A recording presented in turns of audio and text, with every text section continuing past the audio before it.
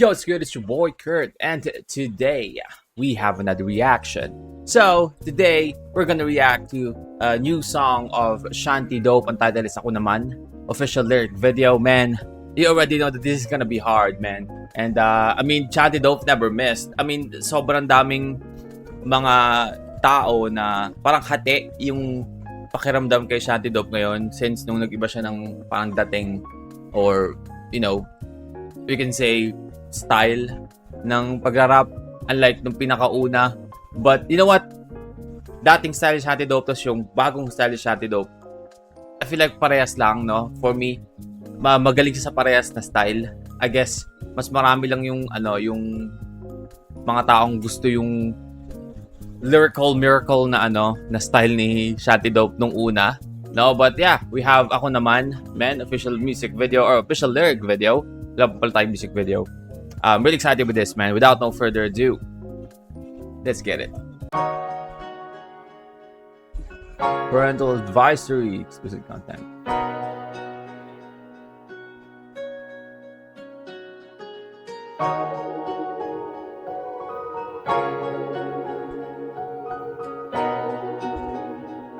May tao pala dito sa gilid. Yung mangyari to lahat, matagal ko ay inabangan. Makapag-rapat mawilala ng lahat, tinayawan ko na to dati. Pero nung magkaanak, inalawan. Matagal na ako naghintay, ako naman. Hindi nanalo sa ibang sugal ko na tinayaan. Hindi mo kaya dati laging sinasabi nila yan. 1 milyon ang nilagay ko na ginto sa katawan. Matagal na ako naghintay, ako naman.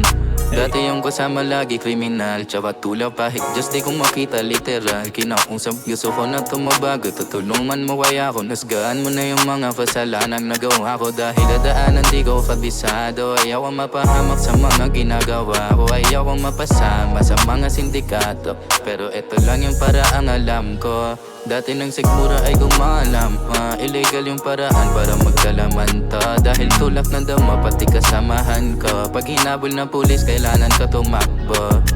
Yung mangyari to lahat matagal ko inabangan. Makapag-rapat mawilala ng lahat, tinayawan ko na to dati. Pero nung magkaanak inalawan. Matagal na ako naghintay, ako naman. We have hindi ko ina-expect na magiging ganito yung vibe ng kanta. Akala ko yung like yung usual na parang trap ang dating, no? But damn, medyo may puso, no? May pinanghuhugutan yung kanta, man. Nanalo sa ibang sugal ko na tinayaan. Hindi mo kaya dati laging sinasabi nila yan. 1 milyon ang nilagay ko na ginto sa katawan. Matagal na ako naghintay, ako naman. Yung iba kong kababata pinatay na malaban dahil may dugo na sila sa kamay. Hinugasan nilang beses na lumuwas hinay kasi parang nakikita. God damn. Ako naman. Yung iba kong kababata pinatay na malaban dahil may dugo na sila sa kamay. Hinugasan nilang beses Pinatay ng kalaban kasi may dugo na sila sa kamay, hinugasan. na lumuwas hinay kasi parang nakikita niya lagi nang sanay. Masugatan kaya wala na akong dahilan pa. Balikan yung buhay dating laging may pangamba. Kaya buti pinayaman ako ng kasikatan. Dahil yung kalsada namin di ko maiwanan. Gusto ko may Man, true, no? Buti na lang, no? Kasi again, I guess ang pinupunto niya dito kasi meron na siyang anak, no?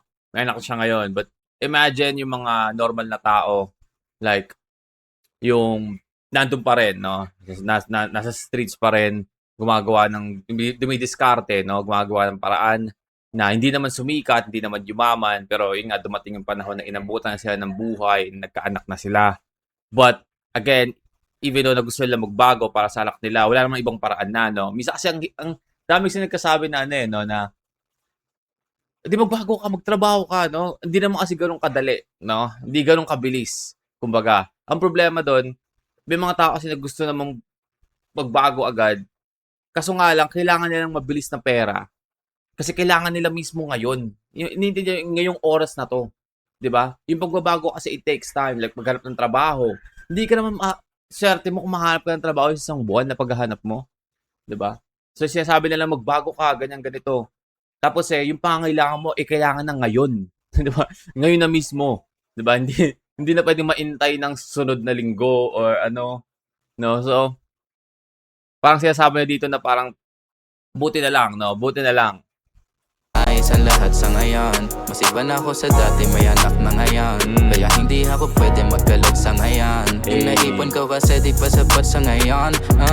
Yung mangyari to lahat, matagal ko inabangan. Makapagrap at mawilala ng lahat, tinayawan ko na to dati. Pero nung magkaanak, tinalawan. Matagal na ako naghintay, ako naman hindi nanalo sa ibang sugal ko na tinayaan. Hindi mo kaya dati, laging sinasabi nila yan. 1 milyon ang nilagay ko na ginto sa katawan. Matagal na ako naghintay, ako naman.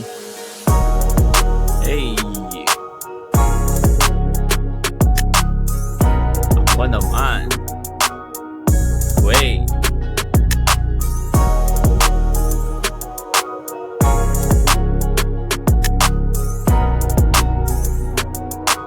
Alright, that is Shanty Dope. Ako naman, no? May ano, no? May, again, may puso yung kanta na may hugot, kumbaga. Napansin ko rin dito mga nakaraan, no, sa mga nagkaanak siya, medyo nagiging mas light and nagiging mas bumabalik siya sa mga kanta na tukol talaga sa buhay ng pagbabago, kumbaga, from sa ganitong buhay pupunta sa ganito, yung transition kasi may anak na nga, no. So I actually love this like era of Shanty Dope, no. Kasi nagaya tayo sa parang lyrical miracle na style ni Shanty Dope before, 'di ba? Panahon ng Shanty Dope, 'di ba? Yung katang Shanty Dope, material, 'di ba?